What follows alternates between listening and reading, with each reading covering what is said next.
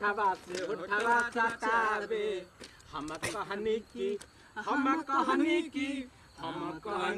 खुदा होले होले कि रतिया में चोली खोले हमारा राजा जी दिन में ना बोले कि रतिया में चोली खोले हमर देवरा मुनि लाल प्यारे अगलन बालावे बाजारे हम सोनी बाबू साहब कवनो कोई उपकार हो कि दुख कवनो हरत नइखे बाटे मौगा भतार हो सिरिया पलर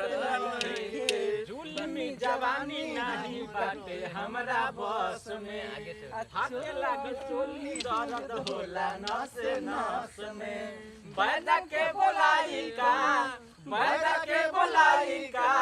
कराई उपकार हो कि दुख कवनो हरत नइखे बाटे मौगा भतार हो से दिया पलड़त नइखे बाटे उपकार हो कि दुख कवनो हरत नइखे बाटे मौगा भतार हो से दिया पलड़त नइखे जवानी नहीं बाटे हमरा बस में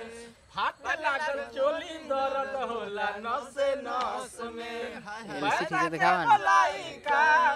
बैदा के बुलाई